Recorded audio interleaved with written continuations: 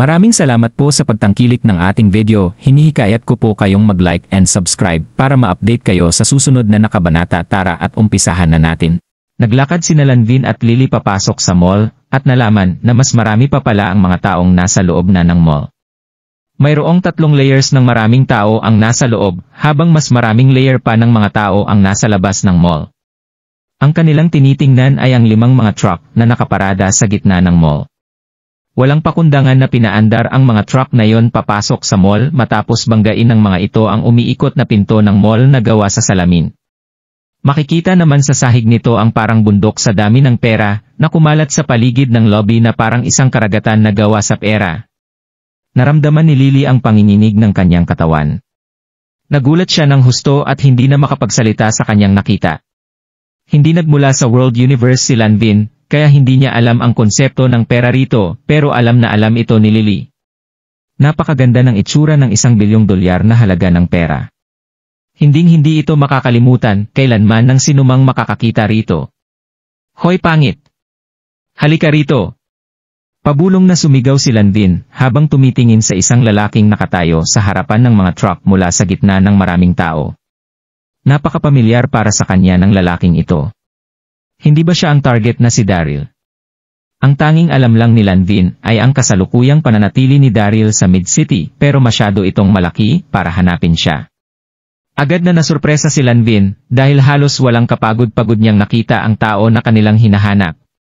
Dahan-dahang tinanggal ni Lanvin ang kanyang ngiti bago maglabas ng isang malamig na hininga mula sa kanyang katawan. Crack! Pagkatapos ng isang malutong na tunog, isang kulay gintong patalim ang nagpakita sa kanyang kamay. Mayroong 5 inches na haba ang napakatalim na patalim ni Lanvin. Si Lanvin, na siyang pinakamatandang senior sister sa Spiritual Invisible Sect ay nagawa ng pumatay ng hindi bababa sa 100 mga tao. Kasama na rito ang ilang mga martial emperor. Hanggat magagawang kumilos ni Lanvin, siguradong mamamatay ang kanyang target.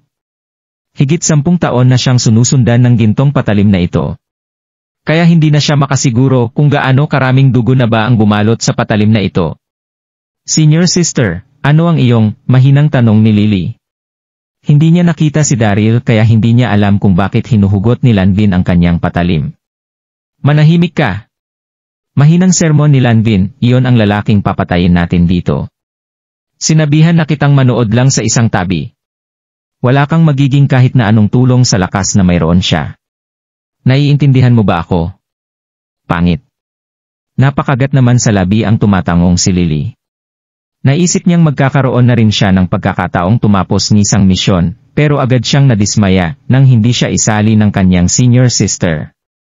Sa mga sandaling ito, makikita ang pagtulo ng pawis sa napakagadang mukha ni Lanvin habang nakatayo sa gitna ng maraming tao. Higit 10 taon na rin kabilang sa Spiritual Invisible Sect si Lanvin kaya sanay na ito sa pagpatay ng kahit na sinong tao. Pero't nakaramdam pa rin ng kaunting nerbiyos si Lanvin dahil narinig niya na ang lakas daw ni Daryl ay nasa level na ng Martial Emperor. Kasabay pa nito ang pagkakaroon niya ng purong internal energy. Kaya nawalan siya ng kahit na anong lakas ng loob sa kanyang misyon na patayin si Daryl. Nagulat si Lily nang mapansin ang ninenerbiyos na si Lanvin sa kanyang tabi. Palaging kalmado ang kanyang senior sister sa bawat misyong pinupuntahan nito. Pero malakas na nagpawis si Lanvin sa mga sandaling ito. Ganoon ba talaga kalakas ang taong papatayin namin? Habang iniisip ang bagay na yon, sinundan ni Lily ang tingin ni Lanvin papunta sa gitnang bahagi ng mall. Dito na niya nakita si Daryl mula sa gitna ng maraming tao. Dito na biglang nagblangko ang isip ni Lily habang natitigilan ang buo niyang katawan. Agad ding namula ang kanyang mga mata. Si Daryl ba yon? Nananaginip lang ba ako? Napakamot sa kanyang mga mata ang hindi makapaniwalang si Lily at muling tumingin sa kanyang harapan. Tama nga siya. Si Daryl nga ang isang iyon. Hindi pa siya patay. Hindi pa patay ang asawa ko. Wah! Hindi na makontrol pa ni Lily ang kanyang mga emosyon, kaya nagsimula na ito sa pagiyak. Nakaramdam siya ng pagkasorpresa, at tuwa na para bang lulukso na ang kanyang puso mula sa kanyang dibdib habang malakas na tumutulo ang mga luha sa kanyang mga pisngi. Ang lalaki na pinapangarap niyang makita ay nagpakita na rin sa kanyang harapan. Naramdaman ni Lily na siya na nga ang pinakamasayang babae sa buong mundo na nawalan ng kontrol ng dahil sa kanyang mga emosyon. Hubby, hindi ka papatay. Hindi ka papatay. Nanginig ang buong katawan ni Lily habang lumalabo ang kanyang paningin ng dahil sa pagapaw ng luha sa kanyang mga mata. Alam mo ba kung gaano kita na-miss, hubby? Alam mo bang? Napapanaginipan kita araw-araw. Napanaginipan ko ang kasal natin ng 3 taon kasama ang ilan pang maliliit na bagay tungkol sa ating dalawa. Nananaginip ako na sinasabi mo sa aking tenga na habang buhay mo akong aalagaan. Desperadong hiniling ni Lily na magawa niyang sumugod, itapon ang kanyang sarili sa braso ni Daryl, yakapin siya ng mahigpit at umiyak. Subalit, huminto siya sa sandaling humakbang siya na parabang ang kanyang katawan ay nanigas. Hindi ko pwedeng kitain si hubby. Ang aking mukha ay nakakainis na nagagalit ako sa sarili ko tuwing tumitingin ako sa salamin. Paano ko nalang hahayaan siyang makita ako? Kinatatakot ko na si hubby ay hindi ako makilala. Sobrang pangit ko na ngayon, hindi na ako nararapat kay hubby. Nakaramdam ng bahid ng paninikip sa dibdib si Lily, iniisip iyon. Siya ay heartbroken. Hubby, naririnig mo ba ako? Namiss na kita ng sobra. Namiss ko ang iyong braso at ang pagkausap sayo. Gusto ko talaga, ngunit hindi kita pwedeng makita ng ganito ang itsura ko, bulong ni Lily as kanyang sarili habang ang matamis na mga alaala ng kanyang nakaraan ay dumadaloy sa kanyang isip habang walang tigil ang tulo ng kanyang mga luha sa kanyang pisngi. Nakitang okay at ayos ka lang, sobrang masaya na ako. Ang boses ni Lily ay naging mahina ng mahina. Halos hindi na niya makontrol ang sarili at mukhang parang hihimatayin anong oras. Gayunpaman, ang mata ni Lily ay nakatuon kay Daryl na nasa mall at hindi handang mamintis ang kahit isang maliit na ekspresyon. Siya ay sobrang takot. Takot na ang lahat ay isang panaginip lamang. Gusto niya na tumingin ng maigi kay Daryl kahit na ito lang ay panaginip at kahit pwede niya lang makita ito mula sa malayo. Samantala, si Lanvin ay inoobserbahan si Daryl ng malapitan. Sa wakas siya ay napabuntong hininga at sumimangot. Hoy pangit, masyadong maraming tao dito at wala akong pagkakataon na gawin ito. Kailangan nating patagong sundan siya at maghanap ng pagkakataon. Nagpatuloy si Lanvin nang hindi tumitingin pabalik kay Lily. Nakikita mo ba ang lalaki sa harap ng kotse? Siya si Daryl, ang ating target sa ngayon. Tignan mo siya ng maigi at sisimulan natin siyang habulin mamaya. Naiintindihan mo ba ako, pangit? Walang tugon si Lily. Sumimangot si Lanvin at tumalikod para lang makita si Lily na sobrang nalulungkot na nagpagalit sa kanya. Nandyan ka ba? Bingi ka ba o pipi? Hindi mo ba ako marinig? Hindi pa din tumugon si Lily habang siya ay nakatitig ng blangko kay Daryl, tuluyang walang alam kung ano ang nangyayari sa paligid niya. Si Lanvin ay nagulat bago tumuro kay Lily at sumumpa, ikaw ay walang kwenta. Umalis ka na lang dito kung ikaw ay tutungangan ng ganito lang. Ang mga taong tulad mo ay hindi kwalipikado na maging parte ng spiritual invisible sect. Nakakairita. Paano nagawang tanggapin ka ng sect master bilang kanyang huling disipulo? Sobrang pangit. Ang komentong iyon ay tumama sa puso ni Lily. Pumalpak siyang itago ang kanyang emosyon at sumigaw kay Lanvin, tumigil ka sa pagsalita. Hindi siya makakilos paharap at kitain ang pinakamamahal niya dahil lang sa naging sobrang pangit niya. Ano? Sinigawan niya ba ako? Napatigil si Lanvin habang ang galit niya ay biglang umakyat. Slap! Sa sumunod na sandali, tinaas ni Lanvin ang kanyang kamay at sinampal ang mukha ni Lily. Ang tunog ay sobrang lakas at lutong na ginamit ni Lanvin ang kanyang lakas para gawin ang sampal na yon. Sa tingin mo ayos ka na ngayon? Ang lakas ng loob mong magsalita pabalik sa akin. Umalis ka at umayos ka ngayon.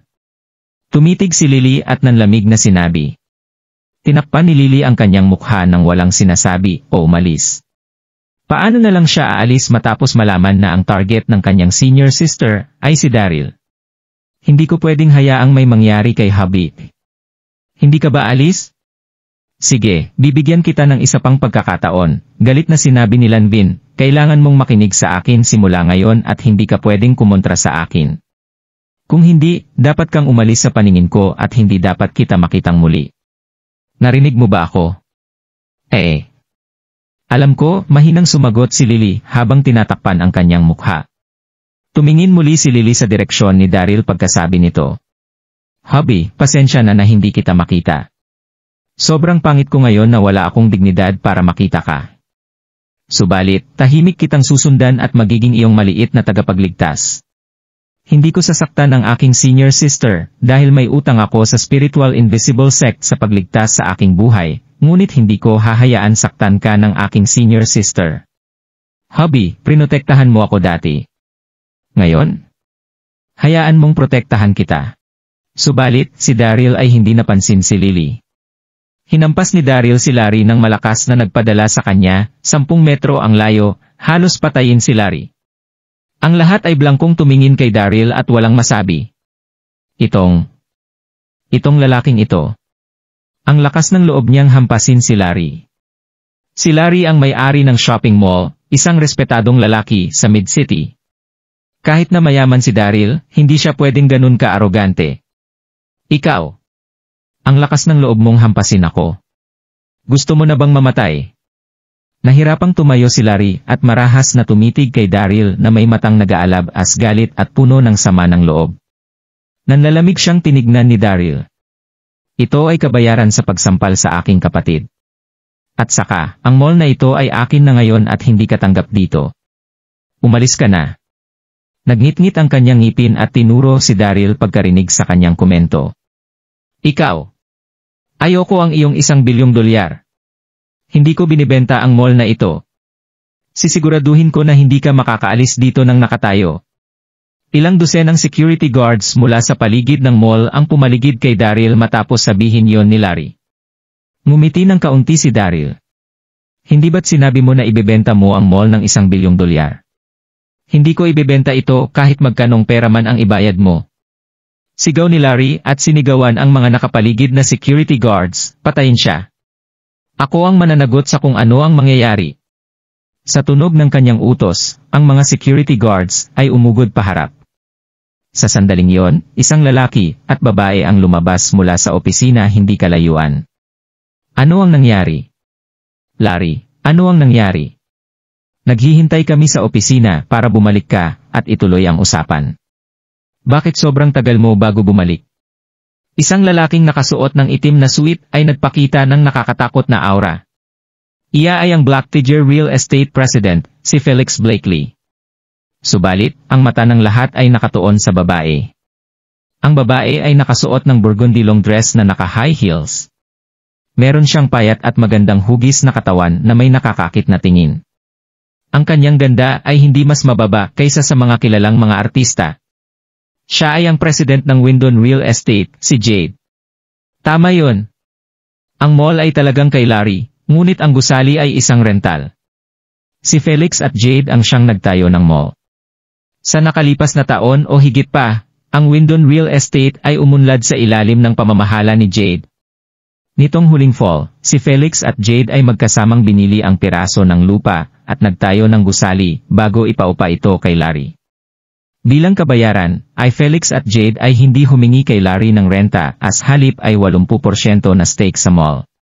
Kung kaya, si Felix at Jade ay ang aktwal na majority stakeholders sa likod ng mall. Ang tatlo ay nasa opisina at pinag-uusapan ang development sa hinaharap bago si Larry ay umalis kalagitnaan ng kanilang usapan. Pareho si Felix at Jade ay hinihintay si Larry sa opisina, ngunit nang hindi bumalik si Larry matapos ang matagal na panahon, sila ay nagtatakang lumabas para tignan ang nangyari. Si Jade ay mas maganda at mas nakakakit kaysa dati, habang mayroong malayong pagugali ng isang babaeng presidente na. His! Maraming lalaki sa eksena ay napatunganga sa kagandahan at malakas na aura ni Jade. Bilang babae, ang kanyang energy field ay hindi mas mahina kay Felix. Mr. Blakely at Miss Jade, wala lang ito, sabi ni Larry nang nakangiti, ito ay maliit na bagay na maayos kaagad. Si Larry ay marespeto kay Felix at Jade, tutal ang gusali ay kanila. Maliit na bagay. Sumimangot ay Jade at nakatunganga matapos makita ang sahig na puno ng pera at palm print ay mukha ni Larry. Anong nangyari? Sobrang daming pera. Mayroon sigurong kahit papaano ilang daang milyon, tama. Puwersadong ngumiti si Larry at inabi, Mr. Blakely at Miss Jade, ang batang ito ay nagdala ng $1 billion cash para bilhin ang ating mall, at hinampas pa ako. Napapagod na siguro siyang mabuhay. Tuturuan ko sana siya ng leksyon. Tinuro ni Larry si Daryl na hindi kalayuan, habang nagpapaliwanag. Ano? $1 billion cash para bumili ng mall. Si Felix at Jade ay parehas na patanga, at sila ay napatingin sa direksyon ni Daryl ng sabay. Si Felix ay halos mahimatay matapos makipagpalitan siya ng tingin kay Jade, at ang pareho ay naging sobrang natutuwa. 1 taon na ang nakalipas. Sa taong iyon, si Jade ay tumawag ng ilang beses kay Daryl, ngunit hindi kailanman ito sumagot. Pakiramdam ni Jade na ang kanyang mga binti ay nanlambot pagkita kay Daryl na nakatayo sa harap ng kanyang mata, mapaiyak na halos. Gusto mo siyang turuan ng leksyon?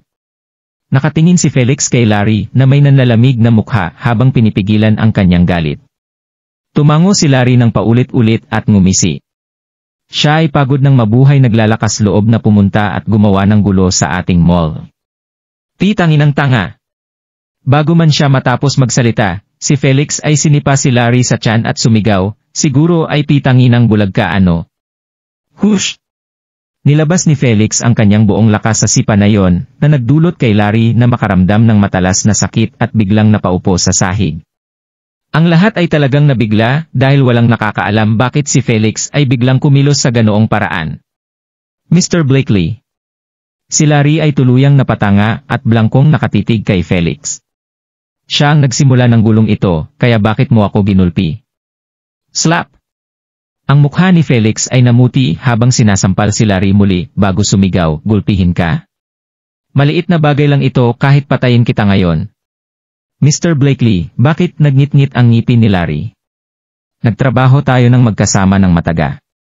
Bakit mo ako hinahampas ng dahil lang sa isang taong tulad niya? Sasabihin ko sa iyo bakit. Nagsimulang maglakad si Jade sa kanyang high heels mula sa kabilang panig. Mahinahon siyang tumingin kay Larry bago tinuro si Daryl at tinanong, kilala mo ba kung sino siya?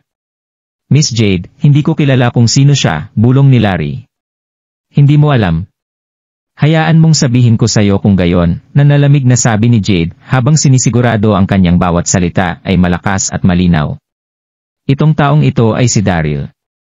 Ang Daryl na siyang namuno sa Elysium Gate Sect para ipagtanggol ang Donghai City. Ang buong World Universe Continent ay tapos na sana kung hindi dahil sa kanya. Ang kontinenteng ito ay nasira kung wala siya. Sa tingin mo ba mabubuhay ka ng maayos ngayon kung hindi dahil sa kanya? Sa tingin mo ba maaari ka pa ding mag-invest at magpatakbo ng negosyong ito? Ang lahat ay biglang natahimik. Ang buong mall ay natahimik habang ang lahat ay nakatingin kay Daryl. Siya ay si Daryl. Ang Elysium Gate Sect Master, Daryl. Kahit na 1 taon ang lumipas simula ng Wishing Star Tower Battle, alam ng lahat ang mga kontribusyon ni Daryl.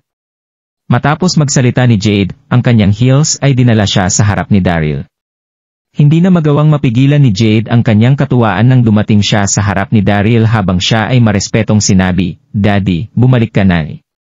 Ang boses ni Jade ay mahinahon habang kinagat niya ang labi, at nagpatuloy, Daddy. Hindi ako pumalpak sa iyong inaasahan. Ang Windon Real Estate ay lumaki mula sa Donghai City papunta sa ilang urban areas.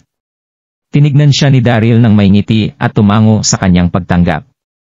Well, mahusay ang ginawa mo. Pinili ko nga ang tamang tao. Daddy, tara sa opisina. Bulong ni Jade kay Daryl dahil siya ay nawala ng higit sa 1 tao at marami siyang tanong para kay Daryl. Ang shopping mall lobby ay hindi narapat na lugar para pag-usapan ito. Tumango si Daryl. Dinala siya ni Jade sa opisina sa 2nd floor. Larry? Sa sandaling umalis si Daryl, sumigaw si Felix at sinip si Larry sa ulo. Tingina mo. Larry, sasabihin ko ito sa'yo, wala ng collaboration na magaganap sa pagitan natin. Kinukonsidera na mayroon ka pang 20% stake sa mall na ito, kunin mo ang iyong dividends at umalis na. Mr. Blakely. Nanginig si Larry ata umupo sa lapag, tuluyang naptanga. Tapos na ito. Ang buhay ko ay tapos na dahil binastos ko si Felix. Alis na pita! Si Felix ay sobrang galit na sinampal si Larry na hindi naglakas loob na magprotesta at kaagad umalis. Dumura si Felix nang makita ang likuran ni Larry bago sumunod kay Daryl. Sa opisina sa may second floor.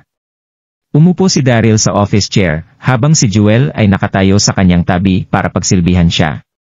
Si Felix at Jade ay repetadong nakatayo sa harapan ni Daryl. Gumawa si Jade ng tsaa at tinulak ito bago mahinhing sinabi, "Daddy.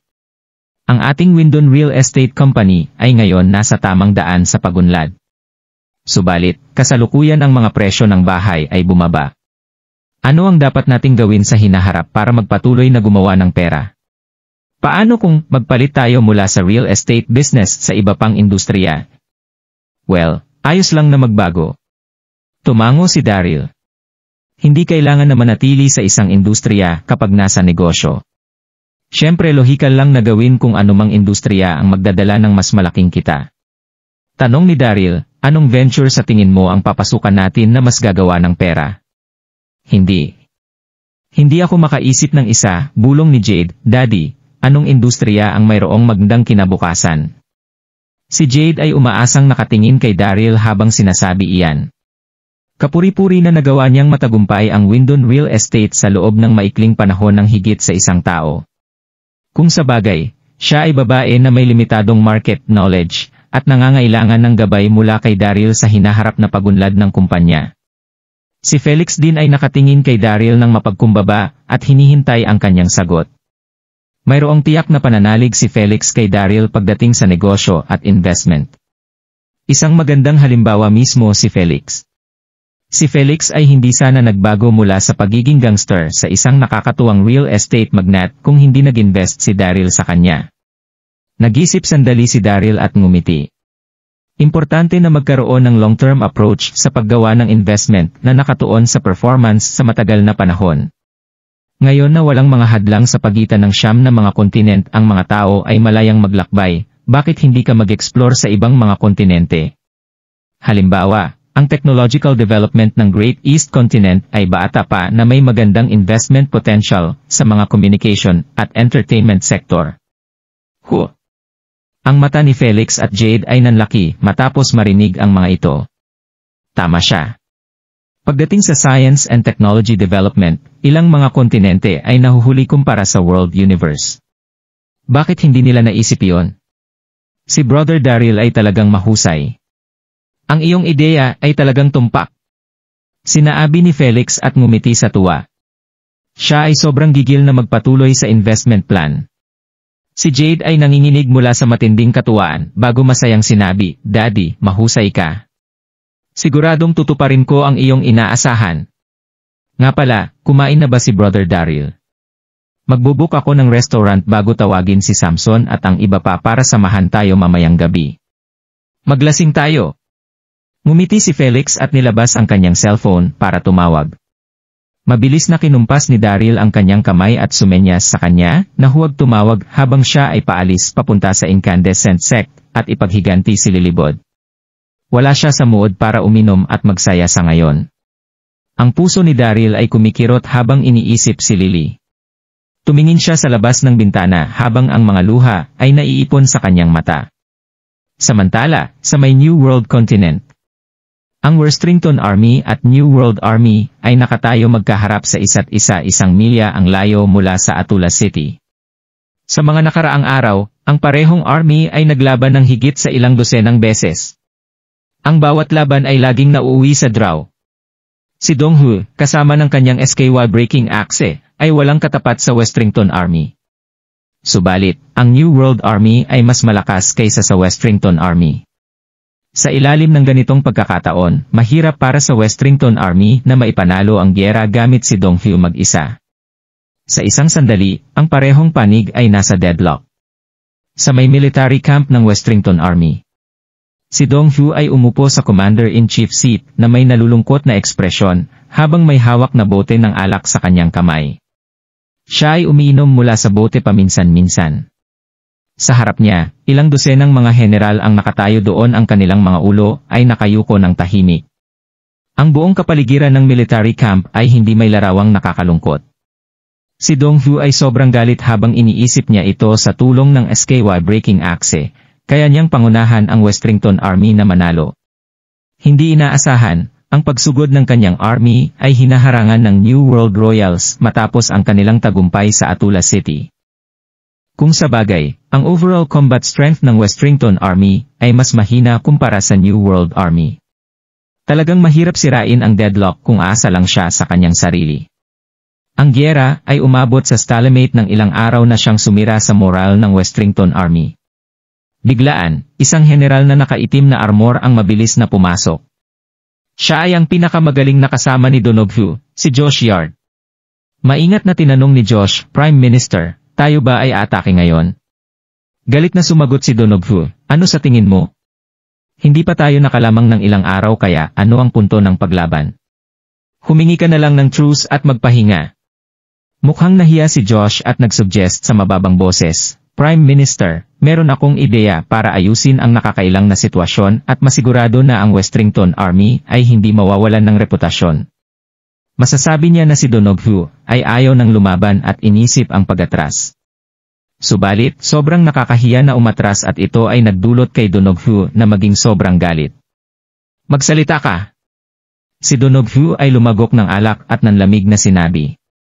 Si Josh ay huminga ng malalim at mabagal na sinabi, mula sa obserbasyon ko sa New World Army nitong mga nakaraang araw, napansin ko ang kanilang mga sundalo ay pisikal at mental din na pagod. Malinaw na ayaw din nila na magpatuloy na lumaban. Pareho ang ating iniisip. Tutal ang parehong panig ay ayaw lumaban, ngunit tumangi na umamin ng pagkatalo para makaiwas sa kahihiyan. Bakit hindi tayo magpadala ng mga envoy para makipag-usap ng kapayapaan sa New World Continent? Ngumiti ng ilang beses si Josh habang nagsalita siya, maaari tayong magkaroon ng political na kasal sa New World Royals. Ayon sa aking kaalaman, ang New World Emperor ay may ilang anak na babae at bawat isa sa kanila ay maganda. Bakit hindi pa kasalan ni Prime Minister ang isa sa mga prinsesa at gumawa ng familial taste sa pagitan ng parehong kontinente? Kapag nangyari yon, ang pag-atras ng army ay maliit na bagay na lang. Haha! Si Donoghu ay sobrang natuwa matapos marinig iyon, natutuwang tinapik ang kanyang binti at sinabi, okay, magandang ideya yan. Gawin mo ang sinabi mo at kaagad na magpadala ng envoy. Opo. Sa New World City. Sa Full Energy Hall. Ang Westrington Army ay nagpadala ng envoy para sa marriage proposal. Ang balita ay kaagad na dumating sa palasyo. Ang New World Emperor ay kaagad na tinawag ang 100 civil at military officials para pag-usapan ang bagay na iyon nang nalaman niya ang balitang iyon. Ang New World Emperor ay nakaupo sa kanyang dragon throne na may diretsong mukha at simpleng sinabi, fellow officials, ano sa tingin niyo sa marriage proposal na ito? Mayroong bahid ng kawalang magawa sa kanyang mata nang sinabi ito ng Emperor. Ang New World Emperor ay matapat na iniisip na itigil ang paglaban sa Westrington Continent. Iniisip niyang patagong umatras sa kanyang puso. Subalit, ang kabilang kontinente ay nagalok na ipakasal ang isa sa kanyang mga prinsesa na bagay na hindi katanggap-tanggap. Ang emperador ay minamahal ang lahat ng kanyang mga prinsesa ng maigi. Hindi siya handang ipakasal ang kahit sino sa kanila sa Westrington Continent. Kahit si Donoghu na nagtataglay ng SKY Breaking Axe ay talagang mahusay, ang emperor ay ayaw ipakasal ang kanyang anak sa kanya. Ang Board of Rights High Official ay humakbang paharap at respetadong sinabi, kamahalan, reasonable para sa Westrington Army na magalok ng kasal dahil ang parehong kontinente ay magkakaroon ng alyansa at lalabag sa isa't isa sa hinaharap. Ito ay magbabawas ng isang malakas na kalaban. Ginawa mo itong malinaw at maikli. Matapos ito, ang Ministry of War High Official ay humakbang paharap at tumugon ng malungkot. Si Princess Yvette ay ang tanging umabot sa edad ng pagpapakasal sa lahat ng mga prinsesa ng kamahalan. Hindi na kailangan sabihin pa si Princess Yvette ay ang pinakamamahal na anak ng kamahalan. Paano na lang siya maipapakasal kay Donoghu? Sa tingin mo ba ang kamahalan ay malulungkot? Ang Board of Rights High Official ay mukhang nahiya bago tumingin sa New World Emperor at nahihiyang tinakpan ang kanyang mukha. Kamahalan, wala akong ibig sabihin doon. Si Princess Yvette ay talagang ang pinakamamahal na anak ng kamahalan. Ang pagpapakasal kay Princess Yvette sa Westrington Continent ay mahirap na desisyon para sa kamahalan dahil siya ay mahihirapan na mamis ang kanyang paboritong anak dagdag sa problema ng pagtulog at pagkain. Ang New World Emperor ay iritableng kinumpas ang kanyang kamay at sumenyas sa kanila na tumigil na magsalita. Ang country secretary ay lumabas, yumuko at mabagal na sinabi, "Kamahalan, huwag kang mag-alala. Mayroon talagang mas madaling paraan dito." Oh! Tinaas ng New World Emperor ang kanyang kilay at tinignan ang country secretary nang medyo hindi nairita. "Ano sa tingin mo?" Ang country secretary ay matapat na ngumiti at pinaliwanag, "Kamahalan, ang Westrington Continent ay nagpropose ng kasal, ngunit sa totoo lang gumawa ng rason para umatras. Kung kaya, hindi natin kailangan ipakasal ang tunay na prinsesa. Kailangan lang natin na makahanap ng magandang babae, at bigyan siya ng titulong prinsesa, bago ipakasal ito." Matapos ang sandaling paghinto, ang country secretary ay nagpatuloy, "Naalala ko na si Princess Yvette ay may katulong na nagngangalang Yvonne na dating nakakulong. Maganda siya, talentado at magandang pagugali. Ang kamahalan ay pwedeng magbigay ng titulong prinsesa sa kanya, at ipadala siya sa Westrington Continent." Biglaan, mayroong sigaw sa may hall sa pagpuri ng mga civil at military official sa mahusay na ideya. Ang country secretary ay mabilis mag-isip. "Yeah, ang ideyang ito ay mahusay." Ang New World Emperor ay ngumiti at tumango. "Totoo, ito ay mahusay na ideya. Gawin natin kung ano ang sinabi mo." Ang New World Emperor ay kaagad na tumingin sa paligid ng hall at umutos, "Ipadala mo ang utos ko para i-appoint si Yvonne Young bilang Princess Yvonne." 3 araw makalipas, siya ay ipapadala sa Westrington Continent at ipapakasal sa Prime Minister ng Westrington, si Donoghue. "Opo, kamahalan." Tugon ng lahat ng mga civil at military official ng sabay-sabay. Matapos ang morning audience, ang dalawang eunuch ay kinuha ang Imperial Decree at nagtungo sa bahay ni Princess Yvette. Ang Imperial Decree ay may kaunting mga salita lang, si Yvonne Young ay kikilalanin bilang si Princess Yvonne at magpapakasal kay Donoghue, ang Prime Minister ng Westrington Continent.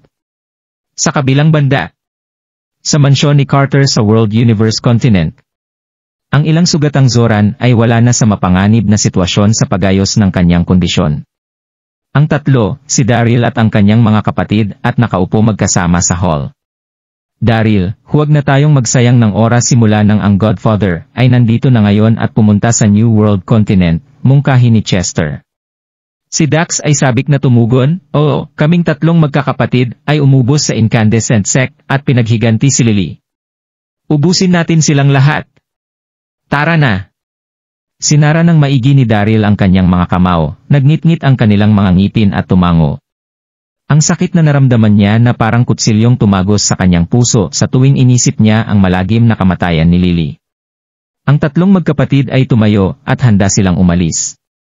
Sa isang iglap, ang katulong mula sa pamilya Carter ay naglakad, yumuko ng may respeto, at mahinhing sinabi, "Master, mayroong Fuyaw Palace disciple sa labas ng pintuan na nagsasabi na mayroong importante, at kailangan kang makita." Fuyaw Palace. Si Daryl ay napatunganga at kinumpas ang kanyang kamay. "Dalhin mo siya dito." "Oo." Ang katulong ay tumalikod at umalis bago dalhin ang dalaga matapos ang ilang sandali. Ang dalaga ay nakasuot ng mahabang puting dress na may floral patterns na nakaborda sa kanyang dress. Ito ay simbolo ng Fuyaw Palace.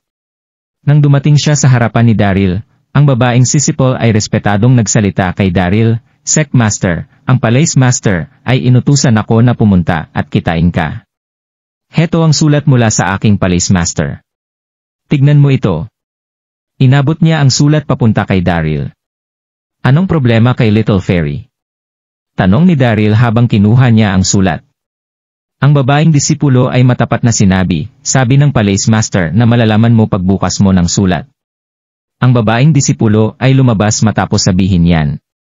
Si Dax ay sumandal at bumulong, "Daryl, ito ba ay love letter mula sa Little Fairy?" Isang taong makalipas, ang Fuyaw Palace ay pumunta sa Donghai City habang nasa laban Wishing Star Tower. Ang 7 magandang fairies ay nagiwan ng impresyon sa isipan ni Dax. Ang 7 fairy ay maganda sa kanilang sariling paraan tulad ng mga diyosa mula sa kalangitan.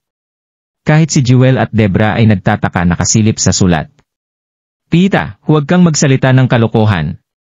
Love letter mo mukha mo, si Daryl ay nahihiya, mabilis na binuksan ang sulat at nakita ang magandang pagsusulat dito. Mayroong mahinang amoy mula sa papel na meron lang 3 hilera ng salita. Daryl, ako si Irene.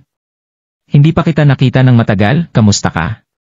1 taon ang nakalipas simula nang maglaban tayo para depensahan ang Donghai City laban sa New World Army. Parang kahapon lang ito. Daryl, G. Gusto kong humiling ng pabor sa inyo. 6 na buwan makalipas, nakasalubong ko ang Circulation Revitalization Scripture at nagsimulang magensayo ng sikretong teknike. Ito ay bumalik sa akin bilang atake ng yin energy. Ang aking pinakamatandang kapatid ay sinabi na ang taong may pure energy power ay magagawang tulungan ako na alisin ang masamang enerhiya. Kung gayon, maaari kang pumunta sa Fuyao Palace. Hihintayin kita sa secret chamber ng Fuyao Palace. Si Daryl ay naglabas ng mahabang buntong hininga matapos basahin ang mga linya. Gusto niyang magtungo papunta sa incandescent sect para sa paghihiganti, ngunit bagay na nangyari sa Little Fairy. Kahit na ang kanyang paghihiganti ay importante, si Lily ay wala na at maaari niyang ipaghiganti anong oras man. Hindi niya magawang hindi ito pansinin dahil sa hiling ng Little Fairy, lalo na kapag ang kanyang buhay ay nakasalalay. At saka, ang Fuyao Palace ay tumulong sa pagdepensa sa Donghai City. Matapos ang Wishing Star Tower Battle, si Little Fairy ay pinadala siya ng 2 scripture column. Si Daryl ay medyo may magandang impresyon sa kanya, para tulungan siya tutal siya ay may problema. Kailangan niya munang pumunta sa Fuyao Palace. Si Chester na siyang katabi niya ay sinabi kay Daryl matapos basahin ang sulat, Daryl, siguro dapat mong iligtas muna si Little Fairy tutal ang kanyang buhay ay nakasalalay ngayon. Maaari naming itigil ang ating planong paghihiganti ng 1 o 2 araw. Kahit na siya ay hindi malapit sa 7 fairies, si Chester ay hinangaan ang 7 magkakapatid nang inalala niya ang eksena ng kanilang paglaban kay Sloan. Phew! Si Daryl ay huminga ng malalim at tumango matapos makinig kay Chester. Sige, ako ay magpupunta muna sa Fuyao Palace.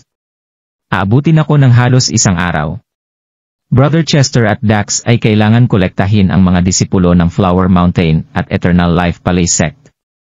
Kailangan nating ubusin ang Incandescent Sect kapag bumalik ako mula sa Fuyao Palace.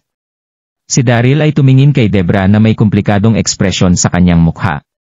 Debra, ikaw at si Jewel ay kailangan manatili dito muna. Hayaan mong alagaan ko ang aking godfather ng 1 araw. Mr. Mag-ingat ka, nag-aalangang sinabi ni Jewel. Kasama niya si Daryl ng higit sa 1 taon at simula noon hindi pa sila nagkakahiwalay. Ngumiti si Daryl at hinimas ang ulo ni Jewel. Huwag kang magalala, magliligtas ako ng tao, hindi lalaban. Ayos lang ang lahat. Tumalikod si Daryl at naglakad palabas ng hall. Sa kabilang panig. Sa main flower hall ng Fuyao Palace. Umupo si Leroy doon habang ilang mga katulong ang lumuhod sa harap niya, bawat isa ay may hawak na tray na puno ng alak at prutas.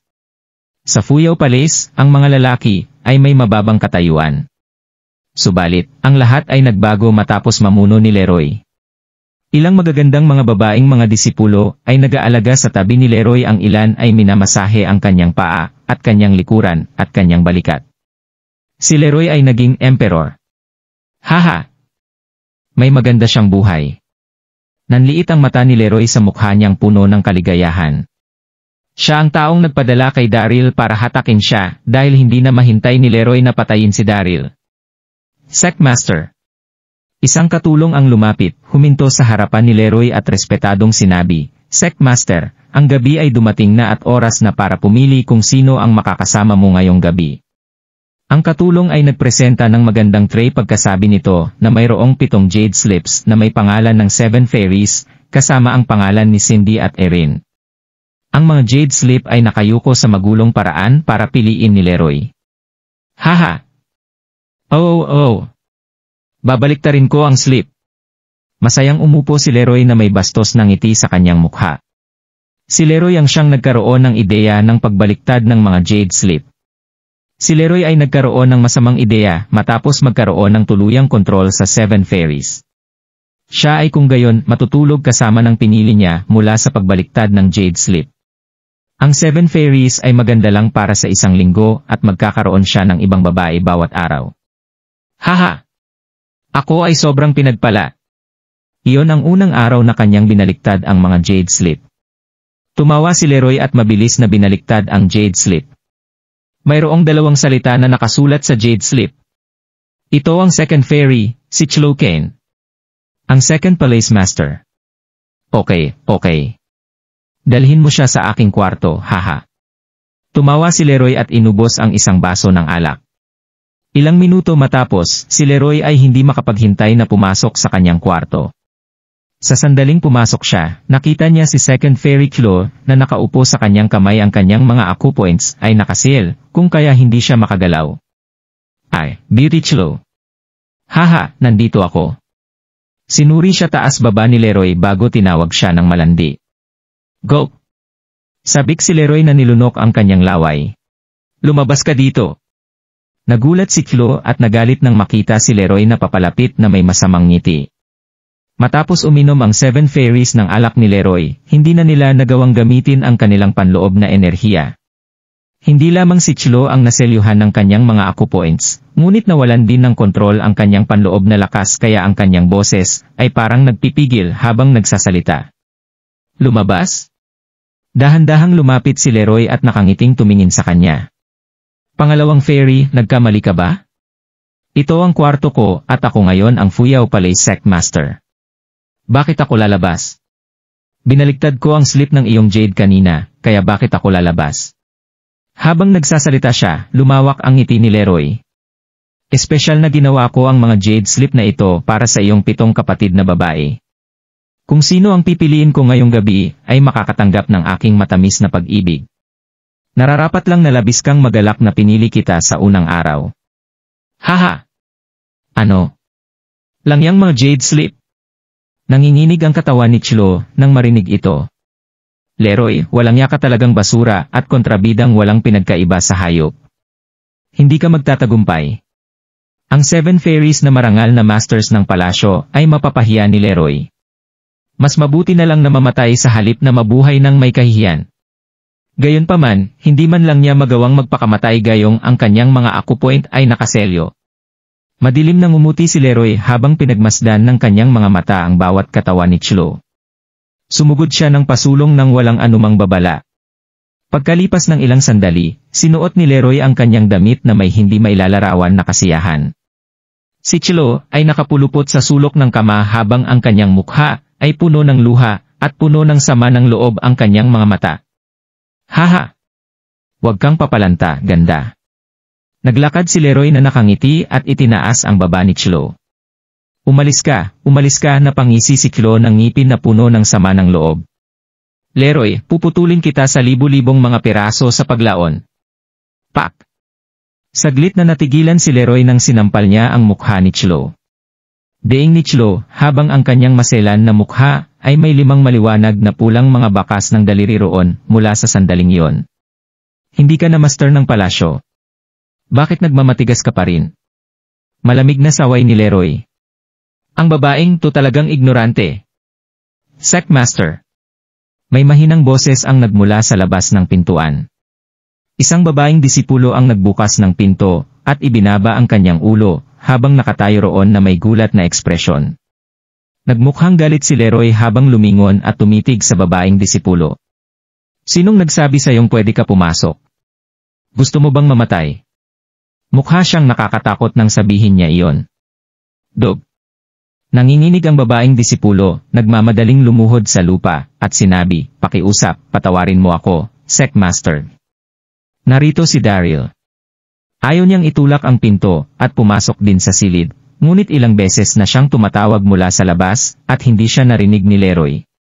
Nagbigay ng utos si Leroy na dapat agad siyang masabihan sa pagdating ni Daryl. Iyon ang dahilan kung bakit binuksan niya ang pinto, at pumasok sa kanyang silid. Daryl! Nandito na siya. May ningning ang sumilaw sa mga mata ni Leroy habang nagtanong, nasaan na siya ngayon? Ang babaeng disipulo ay sumagot, ayon sa iyong plano, siya ay dinala sa lihim na silid. Mabuti! Magaling! May ngiting namuo sa mukha ni Leroy habang ibinaling niya ang kanyang ulo at ngumiti kay Chloe. Ganda, babalik ako agad kaya hintayin mo ako. Humakbang palabas si Leroy palabas ng silid. Ano? Nagawa niyang papuntahin si Daryl dito.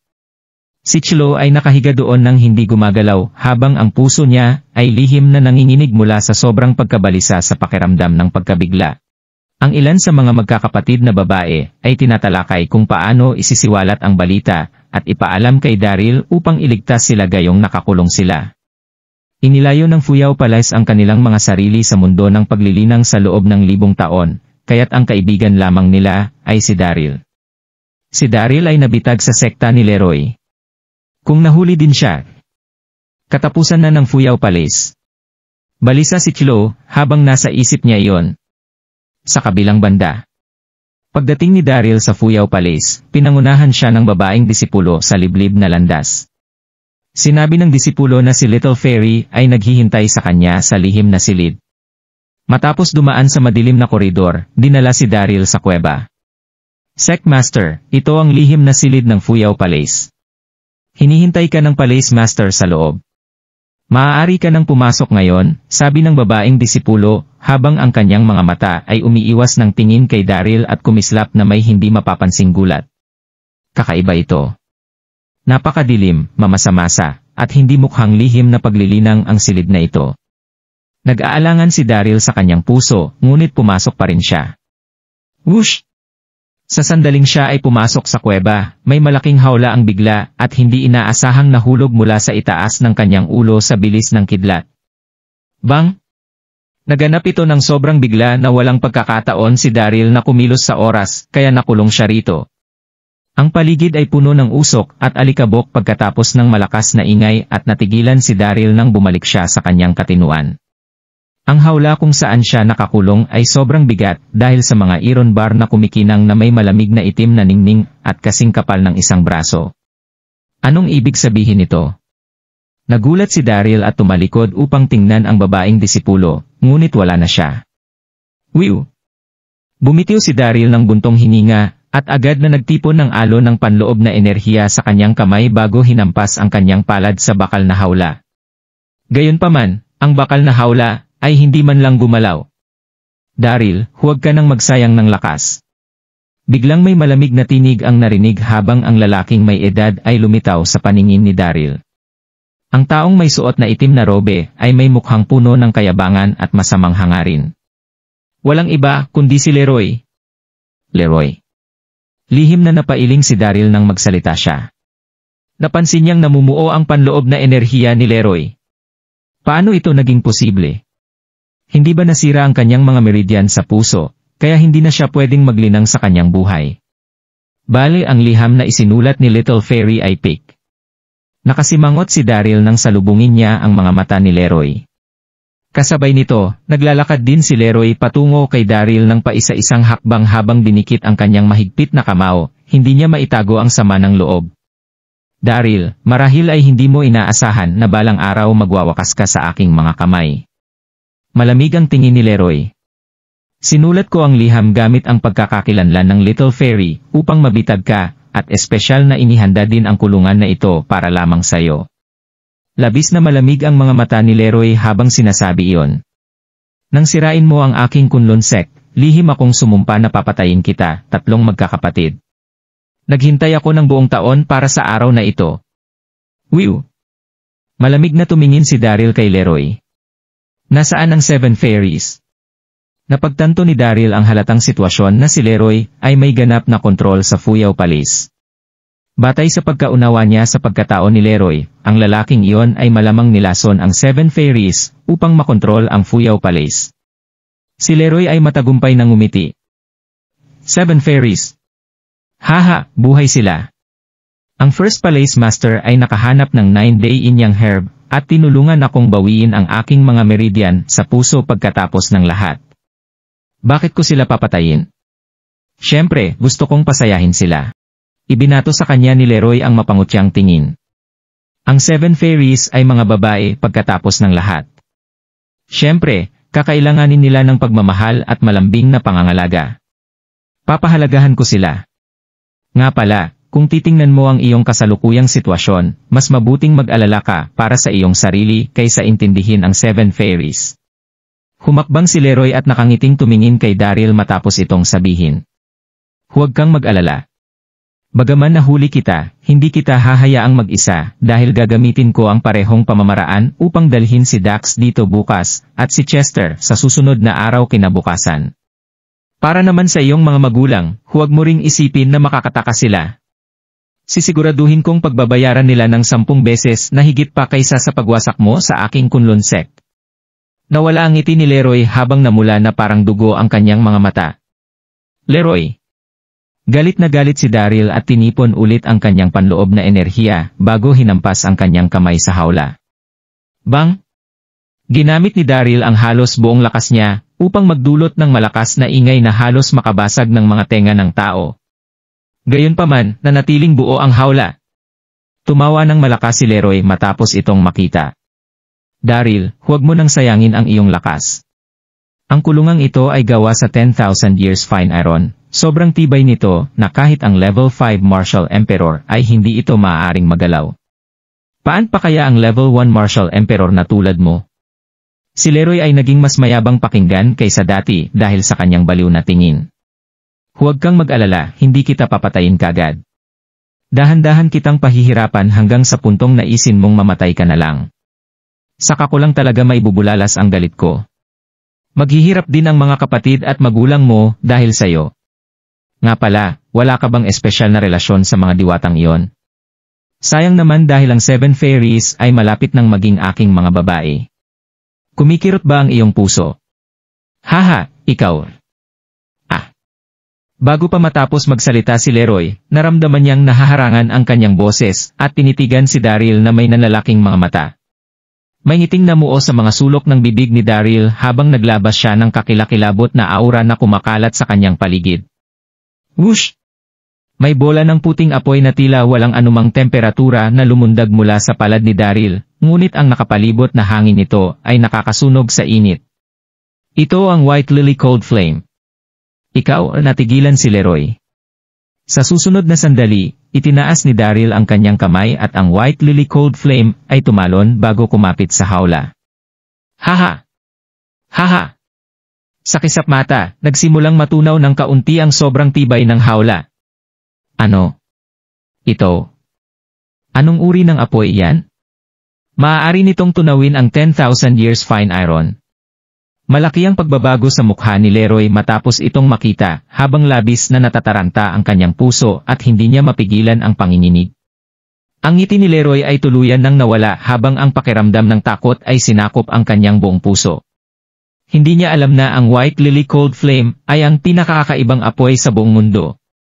Bagaman ang 10,000 fine iron ay lubos na matibay, wala itong laban sa White Lily Cold Flame. Leroy. May malamig na boses ang nagmula sa bibig ni Daryl. Nagawa kong wasakin ang kunlun sect noon, maaari kitang patayin ngayon. Whoosh! Kaagad nang sinabi niya iyon, ang White Lily Cold Flame ay tuluyang tinunaw ang malaking hawla sa pudol ng tunaw na bakal. Umiling ang ulo ni Leroy, ngunit mabilis siyang tumalikod at tumakbo bago pa pag-isipan ang kanyang sitwasyon sa sandaling iyon. Wala siyang kahit kaunting hangaring makipaglaban kay Daryl, dahil siya ay Martial Emperor na maaaring tunawin ang 10,000 years fine iron. Paanong magagawa ni Leroy kalabanin si Daryl? Tumatakbo ka ba? Kasabay ng malamig na hingal, inilabas ni Daryl ang blood-drinking sword at hinabol si Leroy. Gumaan ang loob ni Leroy nang nagawa niyang tumakbo papasok sa main flower hall. Sa pangunahing bulwagan ay lihim na lagusan kung saan nakakulong ang Seven Fairies. Ang sikretong lagusan ay mahirap makita at komplikado, at ang mga hindi pamilyar sa lihim na lagusan na ito ay mawawala sa kanilang daan matapos itong pasukin. Inakala ni Leroy na hanggat makapasok siya sa sikretong lagusan, hindi siya mahahabol ni Daryl. Ha? Tumakbo si Leroy sa bulwagan na may 2 metro na taas na vase sa gitna. Mabilis na tumakbo si Leroy at pinilipit ang bibig ng vase. Bang! May malakas na ingay ang naririnig habang may puwang na biglang nabuo sa dingding na hindi kalayuan. Dahan-dahang lumabas ang pasukan ng silid. Kinilabutan si Leroy sa daan nang habulin siya ni Daryl, ngunit huminga ng maluwag pagkatapos makapasok sa lihim na silid. Leroy! Humabol si Daryl sa likuran ni Leroy, ngunit hindi pamilyar sa lupain at halos nakatakas na si Leroy pagkapasok. Boom! Kinuyom ni Daryl ang kanyang kamao at hinampas ito sa dingding ng mahigpit ang kanyang heartstring. Magiging banta ang pagtakas ni Leroy sa hinaharap. Si Leroy ay talagang kakilakilabot, at ang hayaan siyang makatakas ay katumbas ng pagpapalaya ng isang tigre. Kung nagustuhan mo ang mga ganitong video, huwag mong kalimutan mag-like and subscribe. Panoorin mo na rin ang mga naunang kabanata para lalong maubos ang oras mo.